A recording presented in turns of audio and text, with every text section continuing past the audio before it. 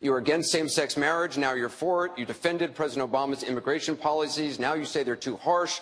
You supported his trade deal dozens of times. You even called it the gold standard. Now, suddenly last week, you're against it. Will you say anything to get elected? Well, actually, I have been very consistent over the course of my entire life. I have always fought for the same values and principles. Do you think New York State should recognize gay marriage? No. No. Okay. I believe that marriage is not just a bond, but a sacred bond between a man and a woman. I have not supported same-sex marriage. I have supported civil partnerships and contractual relationships. I support marriage for lesbian and gay couples. I support it personally and as a matter of policy and law. So you're saying your opinion on gay marriage changed, or you changed your mind?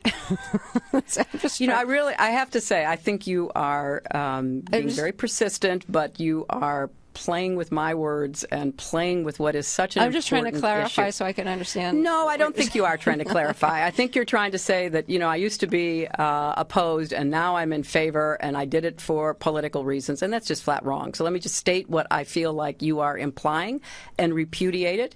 I have a strong record. I have a great commitment to this issue, and I am proud of what I've done and the progress we're making. Yeah, I'm saying, I'm sorry, I just want to clarify what I was saying. No, I was saying that you maybe really believed this all along, but, believed in gay marriage all along, but felt for political reasons America wasn't ready yet and you couldn't say it. That's what I was thinking. No, that is not true. It really is great how long you've supported gay marriage. Yes. I could have supported it sooner. Well, you did it pretty soon. Yeah. Could have been sooner. Fair point. Just in July, New Hampshire, you told the crowd you, quote, take a backseat to no one when it comes to progressive values. I take a backseat to no one when you look at my record and standing up and fighting for progressive values. Last month in Ohio, you said you plead guilty to, quote, being kind of moderate and center. Do you change your political identity based on who you're talking to? No, I think that, like most people that I know, I have a range of views, but they are rooted in my values and my experience. I get accused of being kind of moderate and center. I plead guilty. Just for the record, are you a progressive or are you a moderate? I'm a progressive.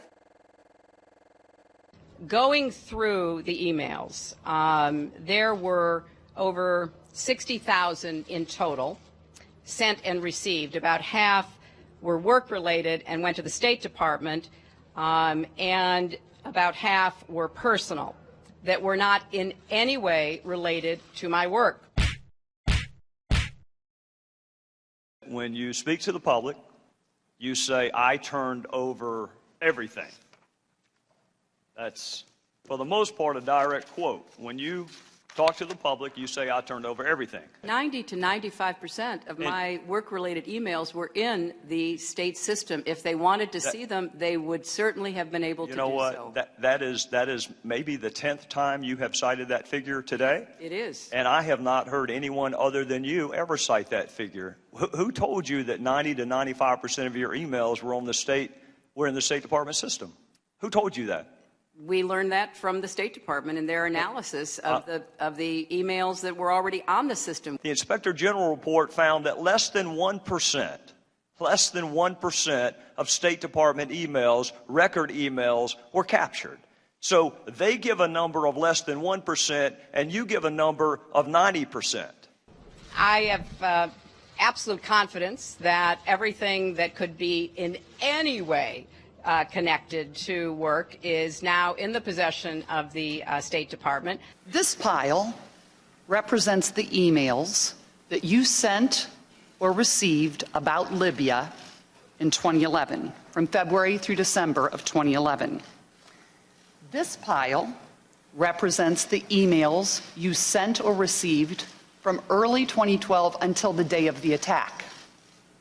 There are 795 emails in this pile. We've counted them. There are 67 emails in this pile in 2012. And I'm troubled by what I see here. I can only conclude by your own records that there was a lack of interest in Libya in 2012. The server contains personal communications from my husband and me. Only time I got on the internet, I did 2 emails, and I ordered Christmas presents from a reservation. Otherwise, I found people said embarrassing things on emails. I didn't want to be one of them.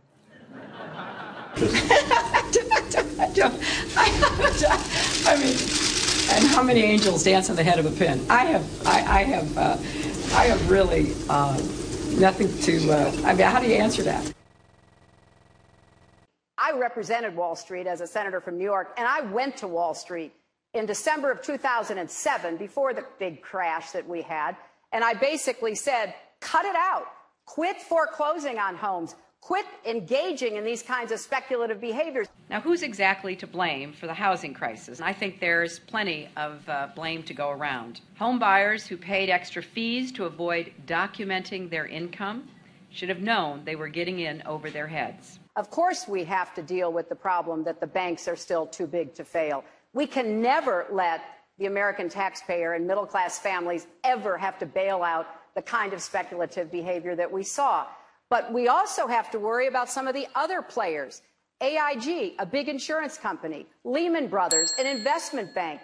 There's this whole area called shadow banking. That's where the experts tell me the next potential problem could come from. So I'm with both Senator Sanders and Governor O'Malley in putting a lot of attention onto the banks. And the plan that I have put forward would actually empower regulators to break up big banks. I represented New York, and I represented New York on 9/11.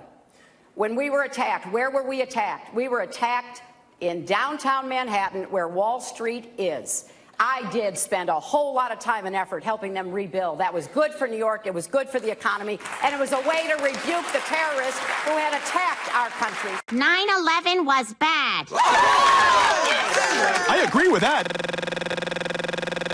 Time and time again, you hear one thing in speeches, and then you see a campaign that has the worst kind of tactics, reminiscent of the same sort of Republican attacks on Democrats. Well, I am here to say that it is not only wrong, but it is undermining core democratic principles. Since when do Democrats attack one another on universal health care? I've looked at the legislation that Senator Sanders has proposed, and basically he does eliminate the Affordable Care Act, eliminates private insurance, eliminates Medicare, eliminates Medicaid, TRICARE, Children's Health Insurance Program. Just because Senator Obama chose not to present a universal health care plan does not give him the right to attack me because I did.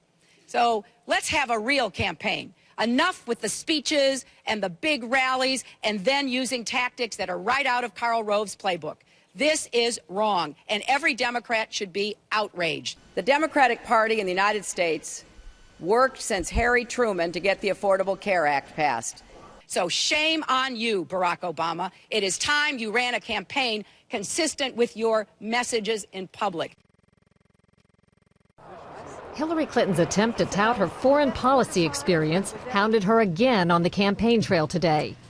I made a mistake in describing it. She claims she misspoke last week and was sleep deprived when she described landing under sniper fire in Tuzla, Bosnia, something that didn't happen.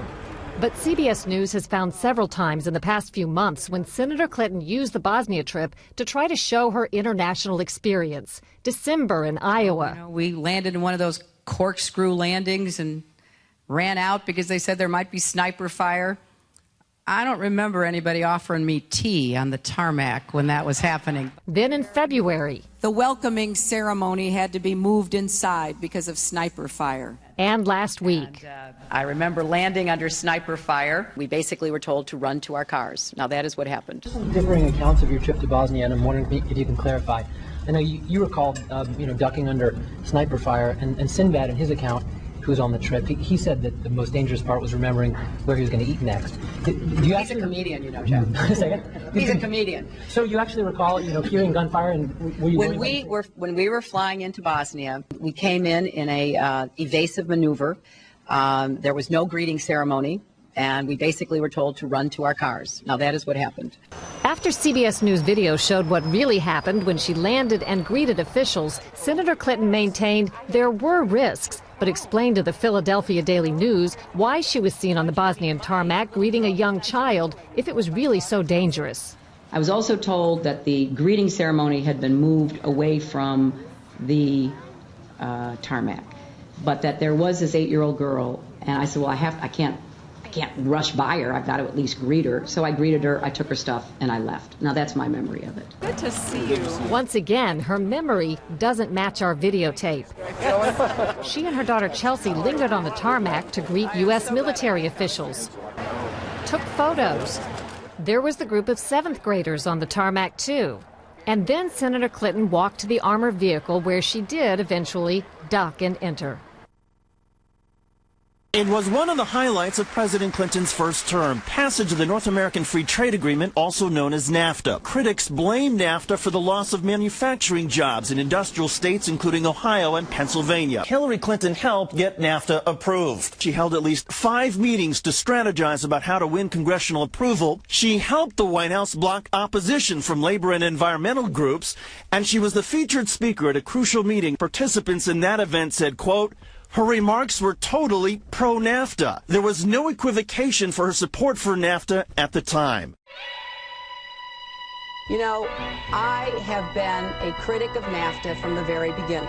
My concerns about NAFTA expressed years ago have been well documented and verified. I didn't have a public position on it. I have spoken consistently against NAFTA. And if you look at what I have been saying, it has been consistent. I have been consistent. You can go back and look at from the very beginning. I was one of the voices in the administration warning about NAFTA. You said it was good on balance for New York and America in 2004, and now you're in Ohio, and your words are much different, Senator. The record is very clear. Well, you don't have all the record, because you can go back and look at what I've said consistently.